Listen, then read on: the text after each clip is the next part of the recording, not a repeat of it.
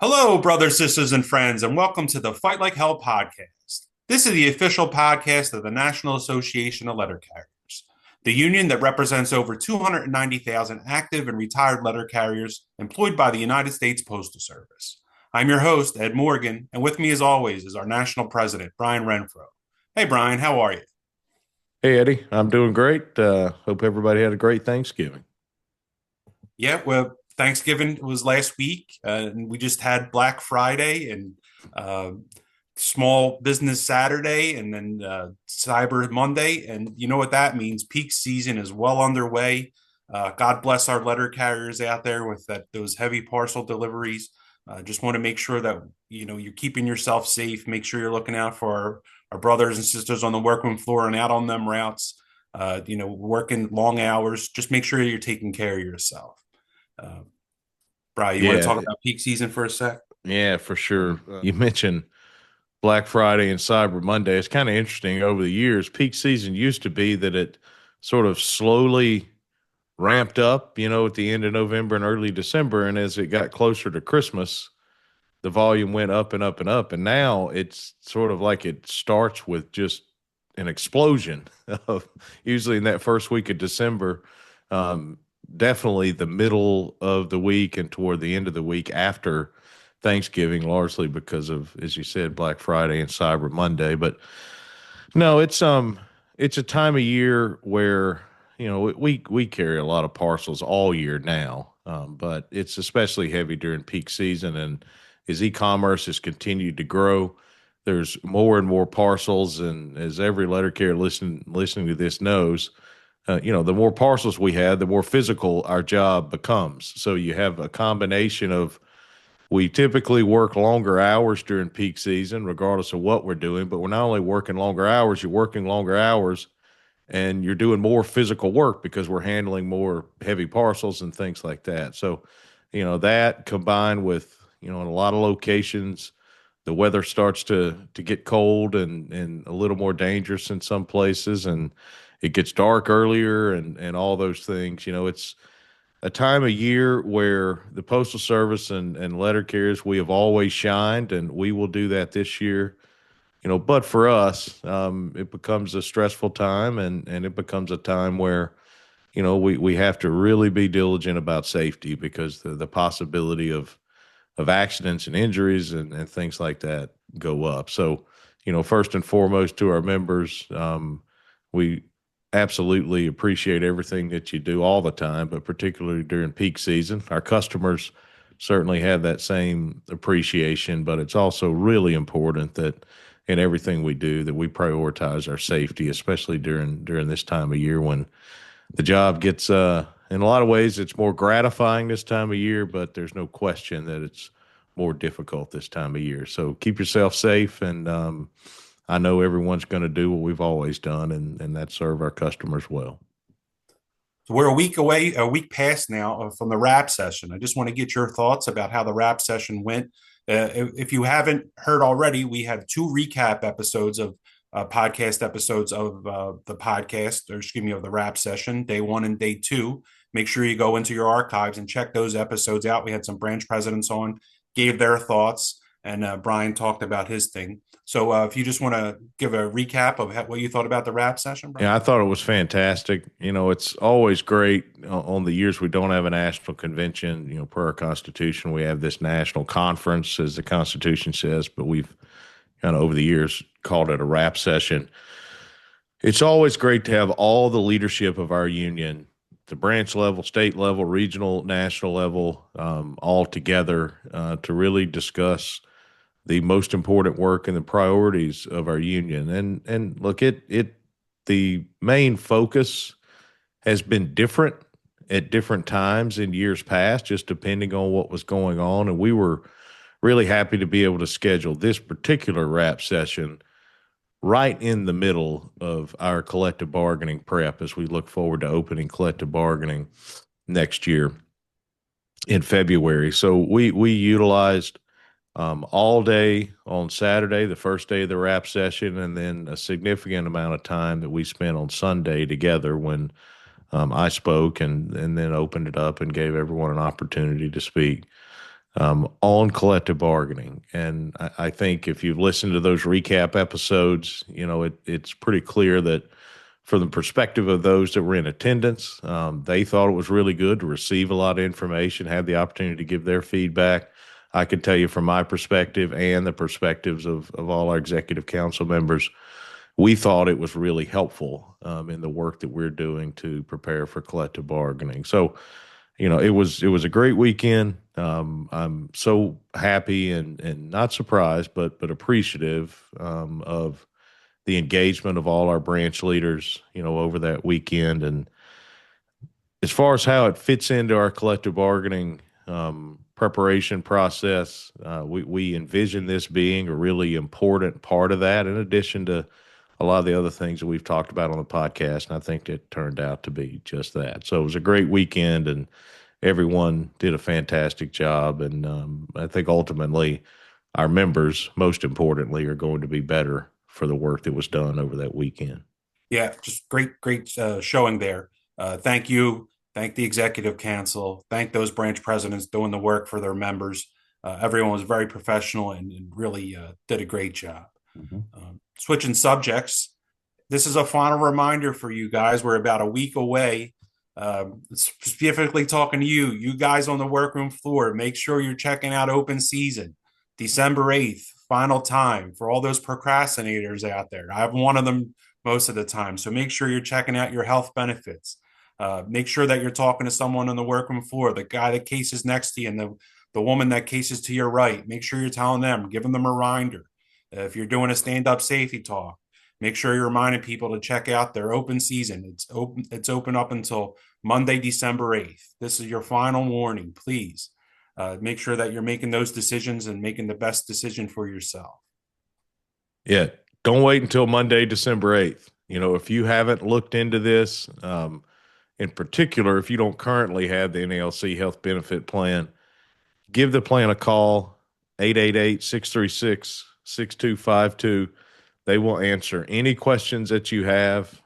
We are confident that, as a whole lot of letter carriers over the years have found, our plan, best benefits at the best value in terms of the premiums that you pay. But this open season, as Eddie said, if you're listening to this, the day it comes out, there's a week left. And if you're listening to it 2 days later, there's 5 days left. Don't wait. Check out the website today. Make that phone call today. Don't wait to the last minute, because the decision you make during this open season is going to make a difference in a lot of things for you and your family in 2026. And, I think it's really important that you get the information that you need so you can make the best decision. So, again, health insurance is not the only thing, but it's the main thing that people take a look at during open season. And the NALC health benefit plan's never been in a better place to serve letter carriers than it is right now. So check it out, nalchbp.org, or give them a call, 888-636-6252. They are open until 6 o'clock Eastern time, Monday through Friday.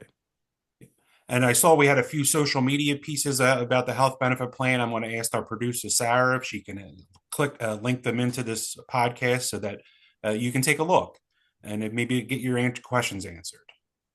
Yeah, definitely. There's a lot of stuff out there. We've tried to put information out through our social channels, and the information's there. It's easier to get than ever. And we'll do what we can do to make it available to you, as Eddie said, including some links for you here in the description of this episode. The open season is not only for your health benefit plan, but there's also your flexible spending account.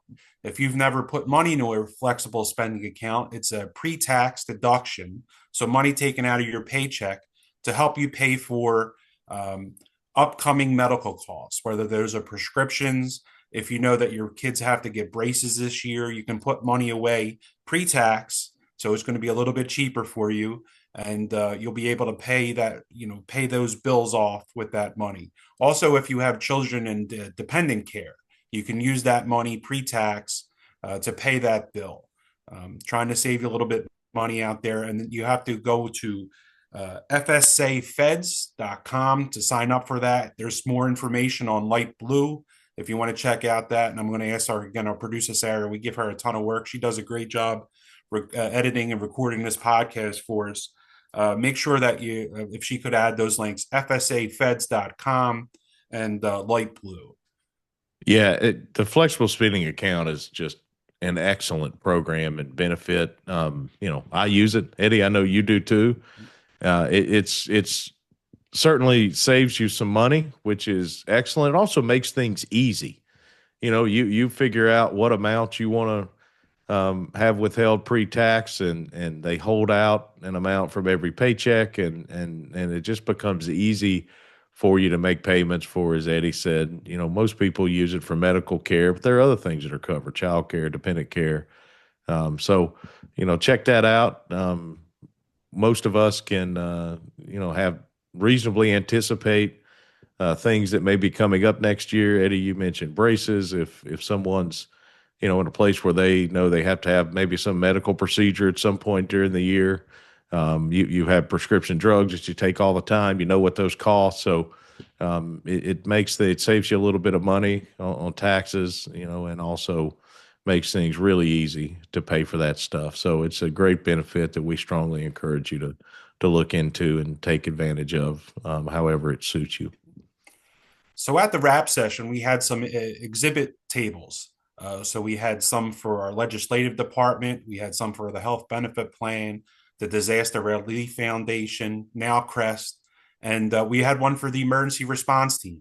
We were going to have the emergency response team. We wanted to make sure the branch presidents, if they had any questions about what the program was, and we just had a group of people there: Wayne Green, Brooke Bollom from North Dakota. We had Rei Santiago and John Collins were there, and they did a great job just letting those members know. So we actually recorded a podcast with them where Brian interviewed them and had a discussion just so that you understand what the program is and how it works on that workroom floor level when we send these people out. So these are 4 of the members of our 62 that we have in the team that are the heart and soul of the ERT program.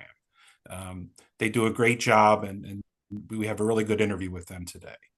Yeah, so happy to have them on the podcast.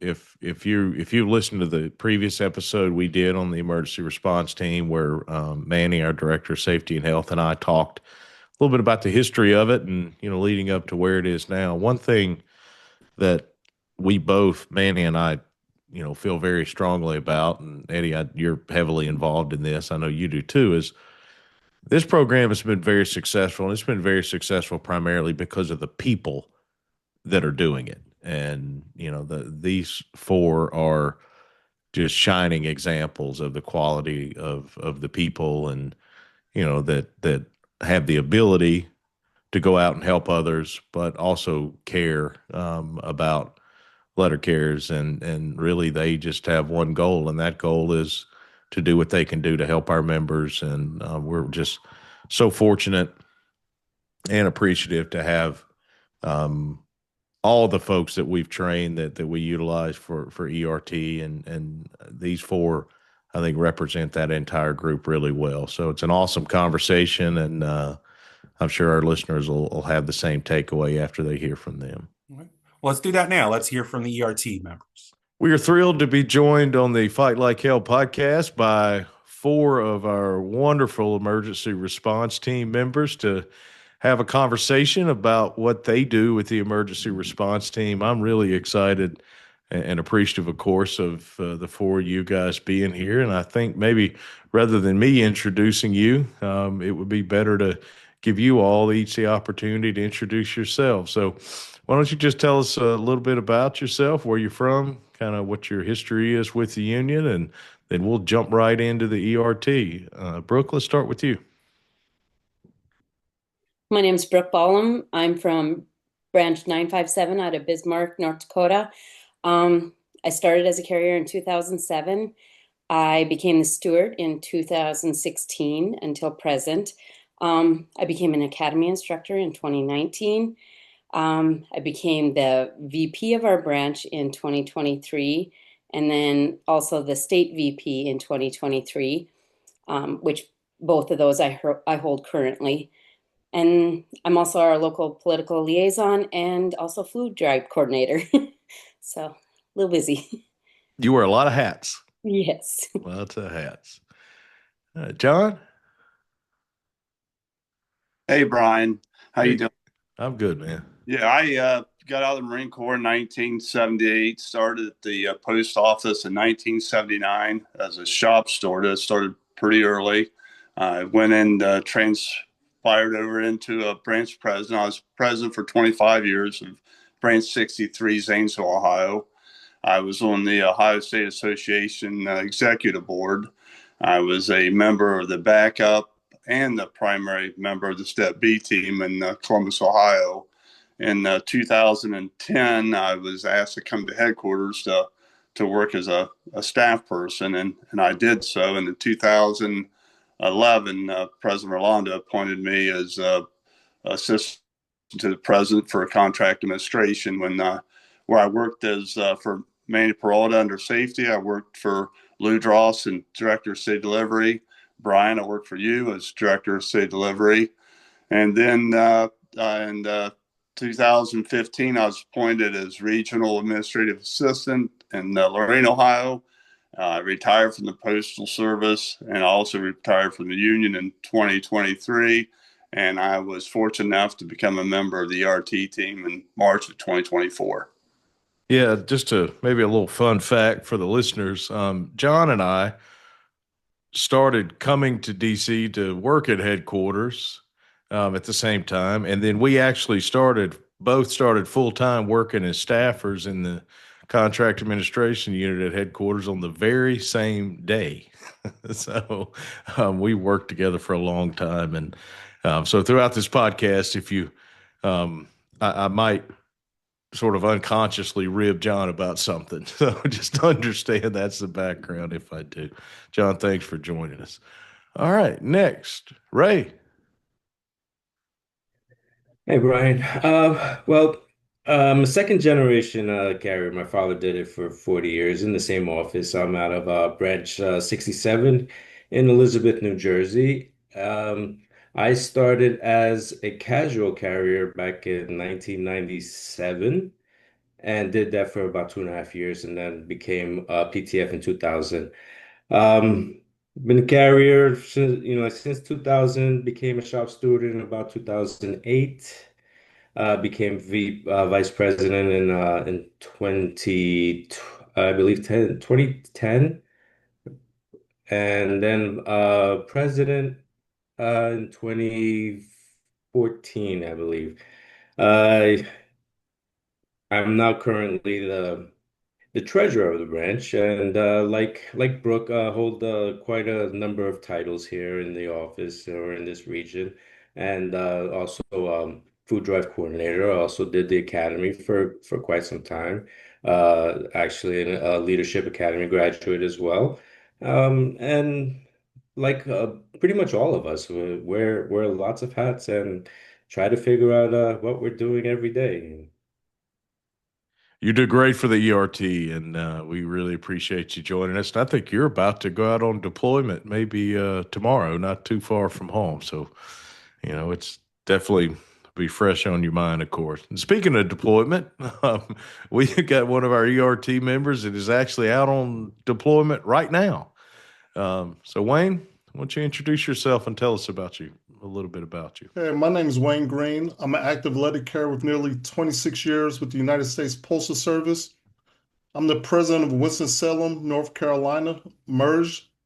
I'm also the vice president of the North Carolina State Association. I'm Step B certified and trained. I'm also a Region 9 arbitration advocate. I'm a National Assigned Assistant for Region 9 as well. I'm also the North Carolina EAP representative. I'm the North Carolina Customer Connect representative. I'm the North Carolina State Food Drive coordinator. Um, Leadership Academy Class 26, and I also serve as a facilitator at the City Career Academy. Thank you, Wayne. And so, for those of you listening, as you can hear from the four of our guests tonight or today, they all have done and continue to do all sorts of things that to serve the union, to serve letter carriers. And I think it says a lot about the ERT that we're about to get into that, for you guys, this I know has become a primary focus and, something that's near and dear to your heart. So let's get into it. Brooke, we'll start with you. I guess to begin with, I'm curious how you first heard about the emergency response team back, I guess, way back, or not that long ago, though it seems like a long time ago, when it was first created. What was the communication like when you were initially asked to be a part of it? Why don't you just describe your recollection from that time? I actually was on my route when the NBA's office called me, and they didn't really quite know what the new program was about, but they knew they said they needed somebody who could talk to people and had a big heart. And so they said I was one of their top choices. So it was kind of just how do I put it? He just was like, first person I thought of was you. Yep. You, if there was ever anyone that was tailor-made for this, then that's definitely you. I remember Patrick and I having a conversation about that. So Wayne, let's rewind to last spring, I guess about a year and a half ago, when we had that initial training in March of 2024. On last week's episode, Director of Safety and Health Manny Peralta and I talked a good bit about what led up to that and then what Dr. Lading did. But I'm curious what you remember about that initial training that took place back in March of 2024. The one thing I remember, Brian, is that with Dr. Lading, he taught us that people deal with grief in different type of ways. He showed us how to use a U, how we bring everybody in and we bring them out of it. A lot of people don't realize that people deal with things in different ways. So he kind of gave us some tools to use to help individuals cope in time of crisis. Yeah,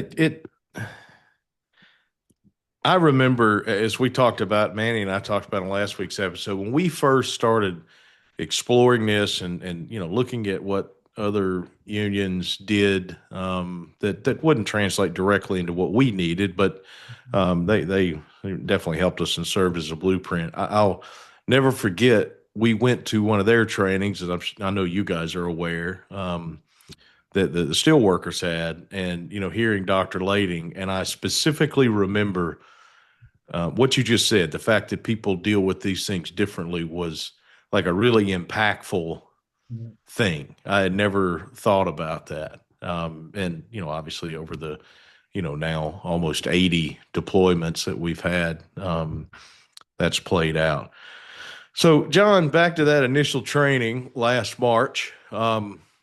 We as I remember, we everyone arrived on either a Saturday or a Sunday for that week of training. The initial 30 people. The program was just beginning, and we had a tragic incident that took place like literally while we were beginning the training, and you left directly from the training and went on the ERT's first deployment in Warren, Ohio. So why don't you tell us a little bit about, what took place there and what was that like going directly from the training to go out and, start to help our members with what you had just learned over the past week or so? Yeah, Brian, we were very apprehensive.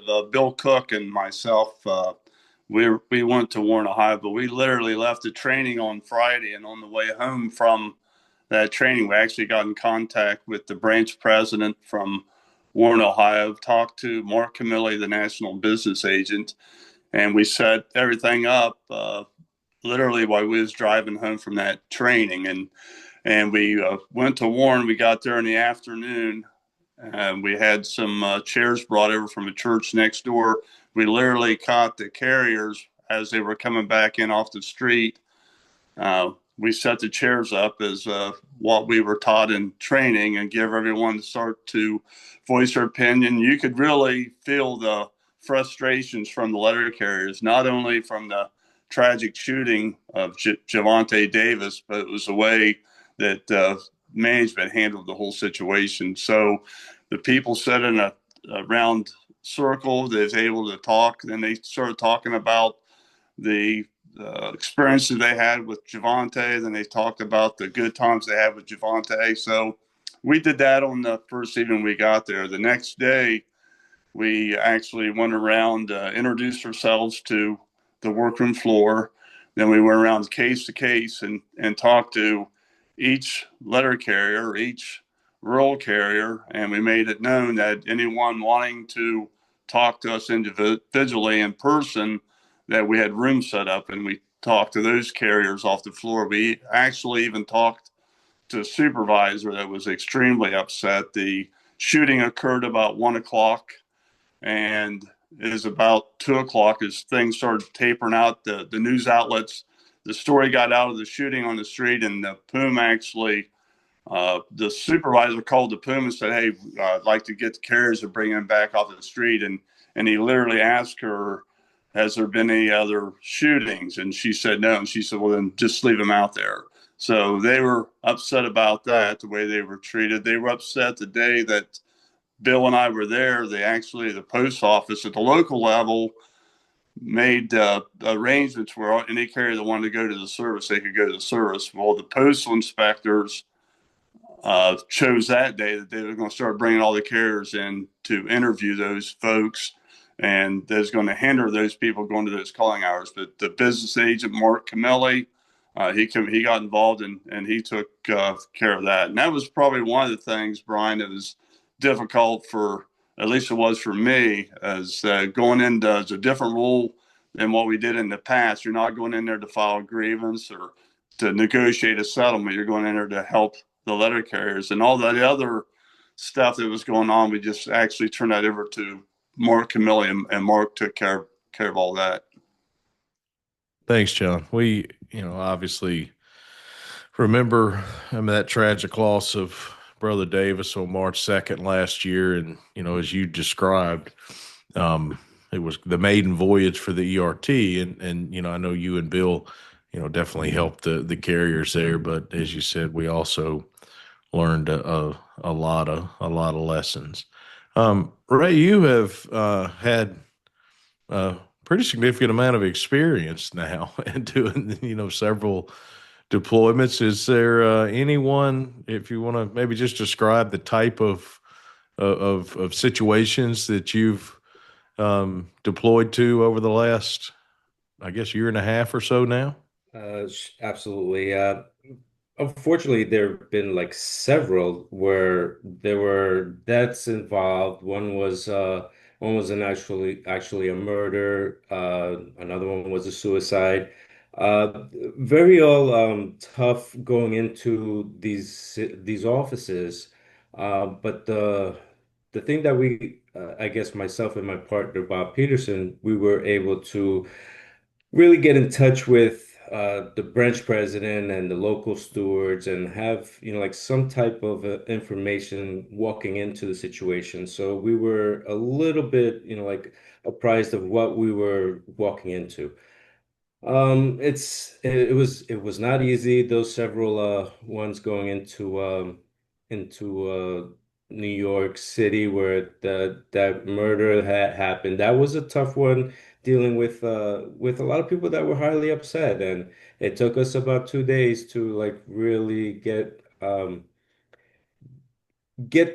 carriers to a point where they were able to speak to us. And I mean, even with all that, we got the local branch involved, and they helped us out immensely, and really got to hear what the carriers were feeling. And that was the benefit of us being there, um, so that everyone knew that we're in their shoes. We're walking in as letter carriers, and we know what they're going through. We may not know exactly what they've been through in that particular situation, but we know what they go through day to day. And that's always been key and part of what we speak about when we're introducing ourselves.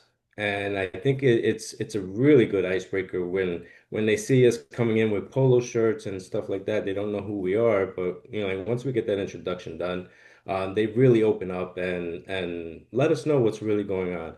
And like Mr. Collins said, like we really have to put a lot of the stuff that's internal back to the representatives that are there. We're just there to really help our members and actually be that talking point or that sounding board for them. And uh, like myself and Bob, we've pretty much gotten that down to a science, but and unfortunately, we've been out to quite a number of deployments, and it looks like we're going to have another one coming up this weekend. But it's something that like I can speak for everybody that we've taken a lot of gratification in knowing that we're able to help our brothers and sisters when they need us. Yeah, you and Bob have become the dynamic duo, really, in the New York City area in particular. Speaking of that, the unfortunate loss that you mentioned, um, in New York City, I happened to visit that location there in the branch not too long after that happened, and I remember just how appreciative people were.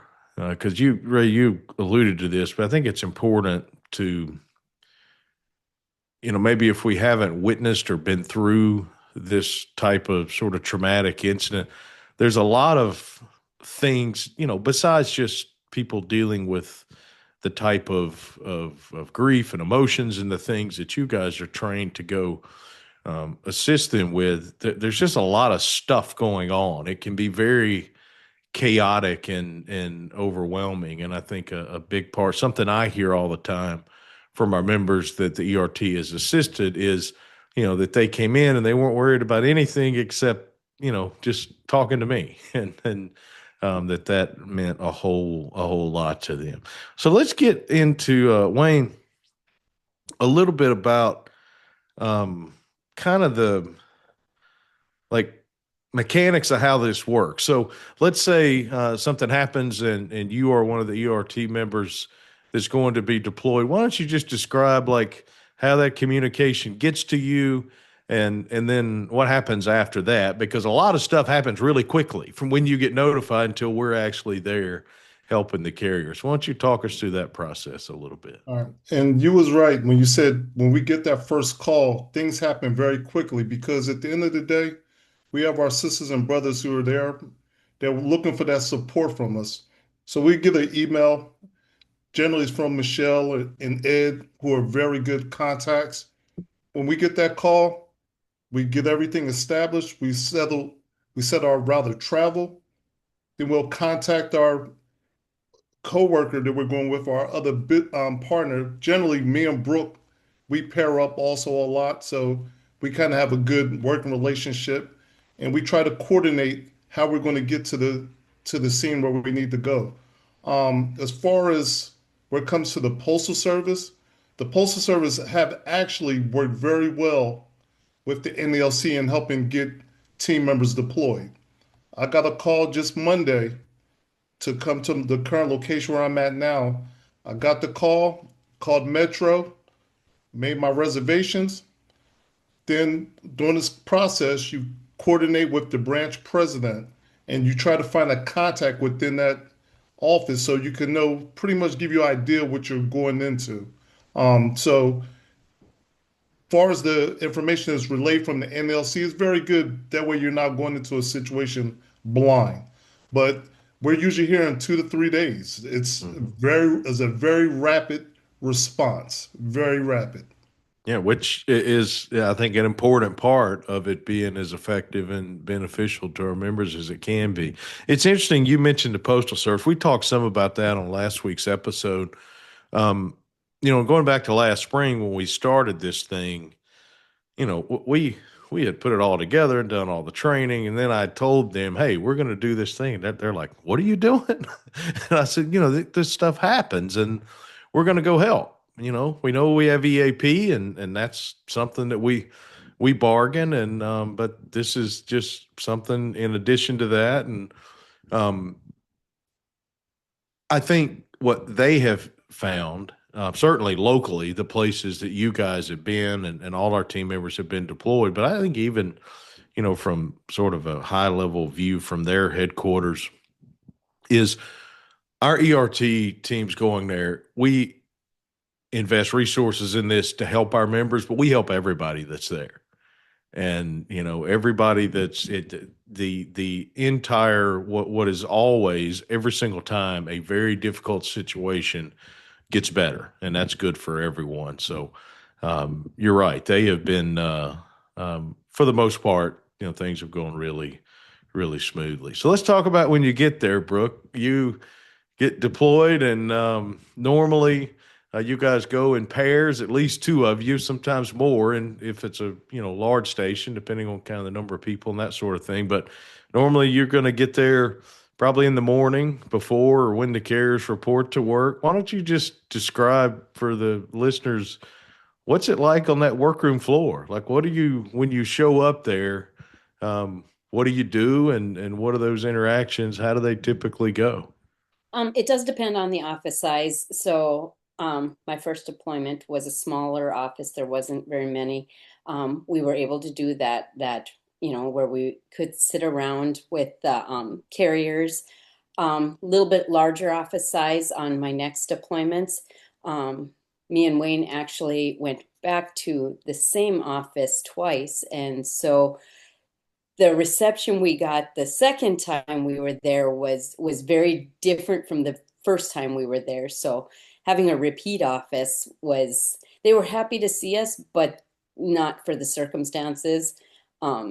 It's it depends on that office size, really, how they the carriers take you in and stuff like that. The smaller ones are very I noticed were kind of closed ranks, and it was a little harder to get them to open up. But once they saw what we were there for, it was, yeah, open arms. No, that's great.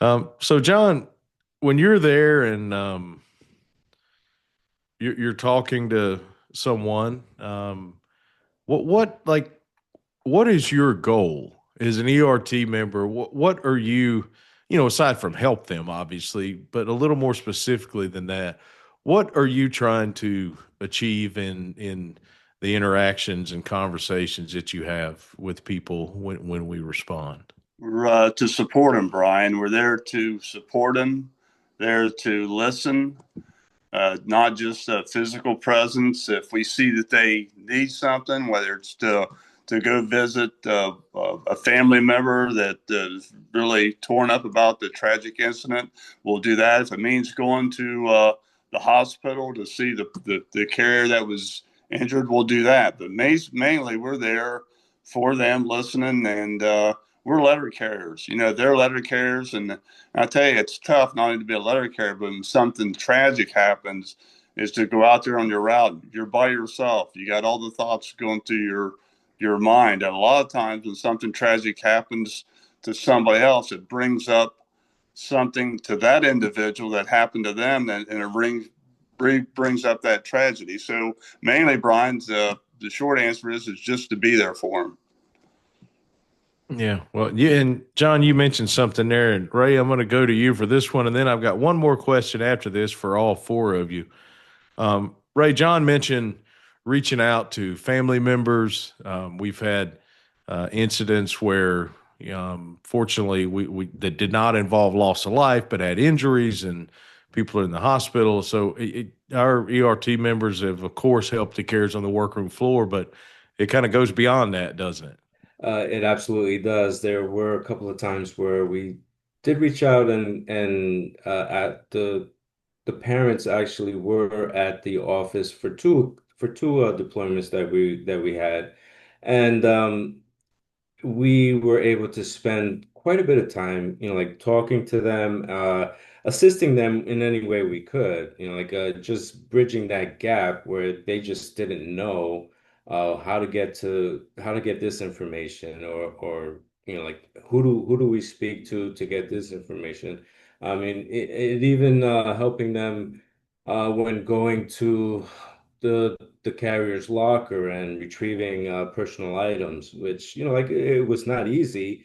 And myself and Bob were actually there to help them out, along with the members of that branch. You had the representatives there that were there to assist too. So we were able to get in touch with several family members, and having that communication with the shop steward or the branch president so that they can initiate that contact for us really helps the family, like try to make something of the tragedy that, like specifically what we went through, the tragedies that occurred. And uh, the, it, it's a lot to try to get them to where they're feeling a little bit better about themselves, especially in the situation. But like that's what we're there for, and every chance that we get, if there's a family that needs to speak to us, we're definitely going to reach out.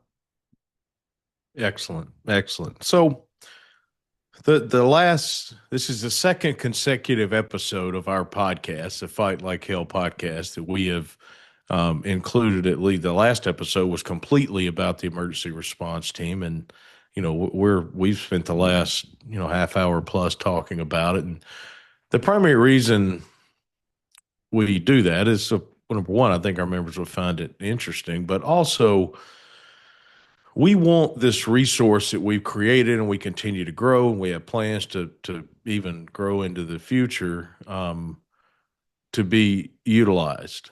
And we've had a lot of deployments already, I think.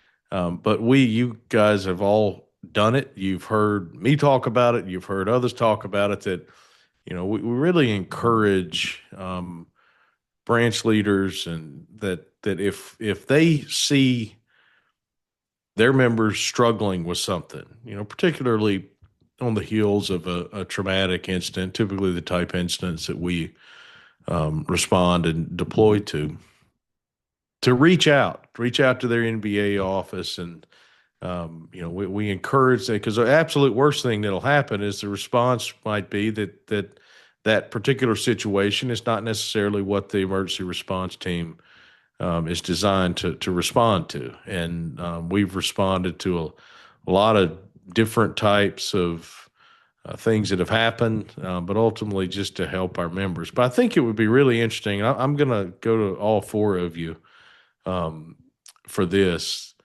from your perspective, based on your experience in assisting and supporting the carriers there, obviously dealing with the local branches. You've seen the impact from maybe a little different perspective than most. What would you say, what would your advice be to a branch president or branch officer, branch leader out there, when something's going on? What should they do in terms of making sure that this resource that's available to them is utilized? John, let's start with you.